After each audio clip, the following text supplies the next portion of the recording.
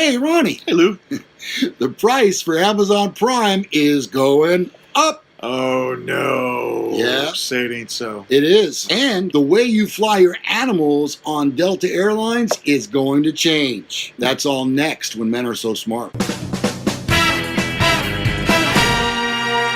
Amazon announced that they would be raising their monthly fee for Amazon Prime, its fast shipping and video streaming service, from $10.99 to $12.99 while maintaining the annual fee. The company also hiked the monthly subscription fee for Amazon Prime student members, its service targeting college students, to $6.49 from $5.49. Existing monthly Prime and Prime student members will pay the new price for renewals after February 18th, Amazon said on its website.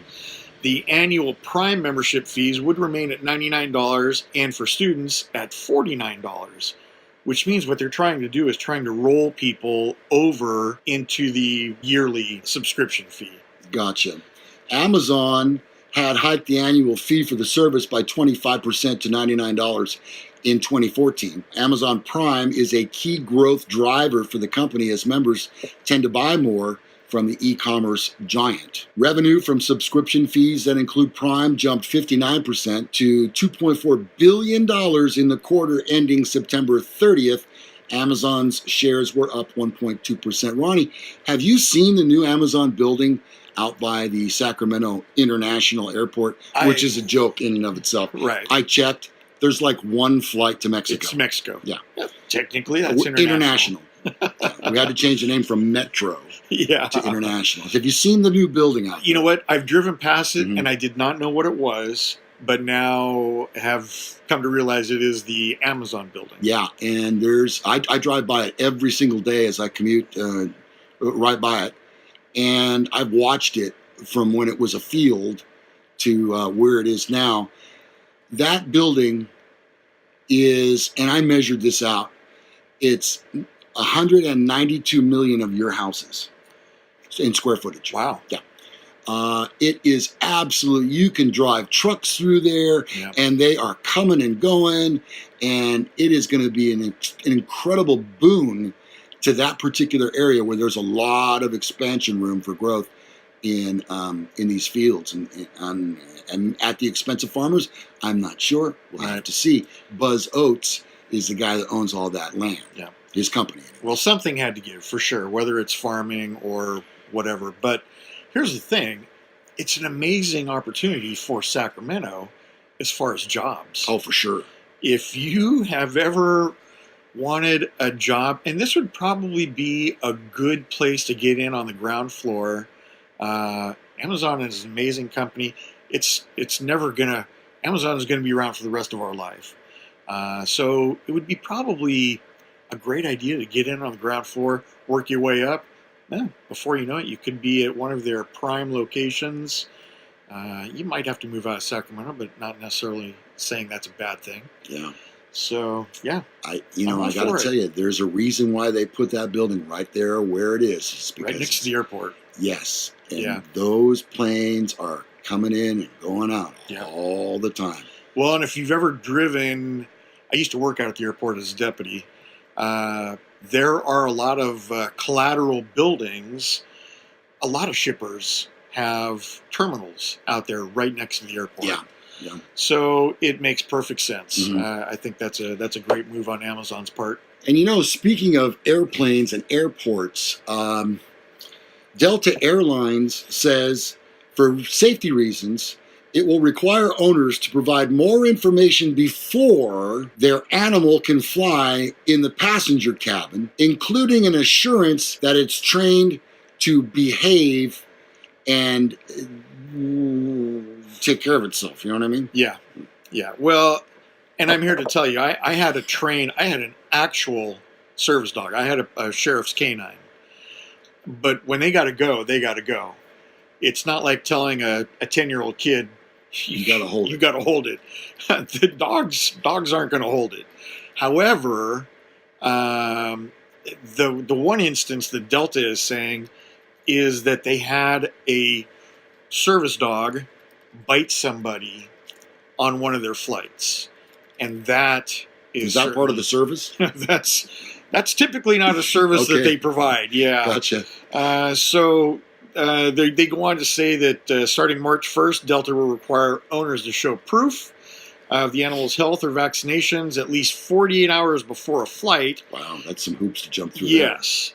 And that owners of psychiatric service animals or so-called emotional support animals will need to sign a statement vouching that their animal can behave. Owners will be on the honor system. They won't have to show, for example, that their dog graduated from an obedience school. Delta's policy change arrives with the number of animals in the cabin increasing. John Laughter, the airline's senior vice president of safety and security, said, there are insufficient rules to place screen animals for health and behavior issues. He said Delta sought a balance that supports those customers with a legitimate need for these animals while maintaining safety. And their new rules are aimed at two categories: service animals, which receive specific training to help blind or disabled passengers, and so-called emotional support animals, which require no training at all. Both fly for free and are not required to be caged during the flight. And I'll tell you, I'm so against this emotional support animal thing. I totally get that some people find comfort in their animals. I do too. I love having my animals near me. But you know what? If you can't fly without, a dog sitting next to you or a cat or whatever your animal is, then maybe you should consider some alternate form of transportation. What if you bring a cat on board and there's 13 people that are allergic to cats? See, and that's also a problem. That's a huge problem. And people are allergic to dogs. So, and when you're in an airplane, you're in a sealed test tube. So all the, dander that comes from animals is just floating around. You're kind of putting people in jeopardy a little bit. Well, Delta's having to make this move, Ronnie, because people are taking advantage of the situation. Right. And, a seeing eye dog, wow, I'm getting close to needing one of those myself. I certainly see that. I get it. And there are service dogs to people in wheelchairs. Yep. And I've seen them open refrigerators and yep. retrieve medicine bottles. They do incredible things. And I can justify that, but just having an animal on a plane because you're scared of flying, I don't think that qualifies as a service animal. No. And if you're lying about that, shame on you. Yeah. I have a buddy of mine who works as a security officer for the feds. And he works at a Social Security office. And a lady walked in with an emotional therapy duck. Duck, you say? A duck. So, and all she has to do is say it's an emotional support animal. She doesn't have to provide any proof of that. And they have to let her in. And I've owned a duck before. You don't say. And they crap about every 2 minutes. So, we're learning all kinds of things about you, Ronnie. I did have a duck. You had a duck for a while. Yeah. I never knew. Yeah, for about 4 or 5 years when I was younger. It was a great animal. They are very nice. They're friendly. Kind of ducky. But I would have never thought to take it on an airplane with me or even out in public or to school or anything. How... Are you starved for attention? Is that what you want? You want people coming up to you and wanting to pet your duck? If that's what you kids call it nowadays. It's hashtag pet my duck. It's the same thing. Have you ever seen the guys walking around the grocery store with a parrot on their shoulder? Yeah, come on, dude. Please. That's been done to death. Yeah. Yeah, please, look at me. Yeah. Everyone talk to me. First of all, I don't even go to a store. The last thing I want to do when I go to the store is have people coming up to me and bothering me. Okay. I just want to get in and out. Now, I have also seen a guy with an iguana, probably about, it's over 2 feet long, with the tail maybe closer to 3 feet long, iguana on a leash, walking his iguana through a store. Only child, I'm sure. Well, no brothers, no sisters. I don't know if the iguana had siblings. No, I'm not talking about the iguana, Ronnie. Oh. I'm talking about the person. Oh, yeah. Yeah, that probably, although I'm an only child and I never had the need to do that. Really? Yeah. Yep. I thought you had a sister. No. That wasn't your sister? No, that was me. Oh, what? That was... Wow, I must have had too much to drink. Wow. Okay. Well, that'll bring us to the conclusion of this episode of Men Are So Smart. Hope you got some information stuff from this. If you haven't already done so and you live within the sound of my voice, I always want to say that. Here in Sacramento, California, where we shoot our show, you need to check out that building if you haven't already. It's incredible. And the parking lot is as big as Rio Linda. The whole thing. Yeah. Wow. It's that big. All right. Bigger. We are just about out of here. We want to thank you so much for watching our show. Don't forget, there is another show, actually two of them, on the Gallagher Entertainment Network. Number one is called Green Room Diaries. It's hosted by a buddy of mine, Ronnie. His name is Big Tom McLean.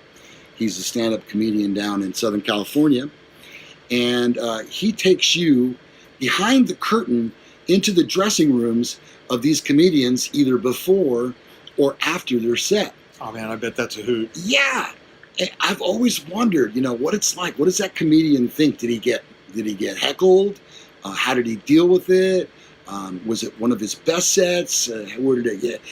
It's pretty interesting, and I think you'll like it. So check it out. It's called Green Room Diaries. And if you haven't already, be sure and check out and Ask Mr. Romance. Oh, yeah. He has all the answers that you need. That guy's squared away. He gets some questions. Man, oh man, but he's always got the right romantic advice. Yes. So check out Ask Mr. Romance. I believe there are 6 episodes from which to choose. And I'm working on 2 more shows to add to the network right now. Oh, my God. In fact, I got to get out of here because I got to make a phone call. Dang. Do you sleep at all? Ever?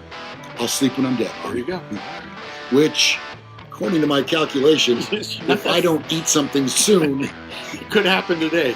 I'm Lou Gallagher. I'm Corvette Ronnie. We'll see you next time on Men Are So Smart. Thanks for watching. Bye.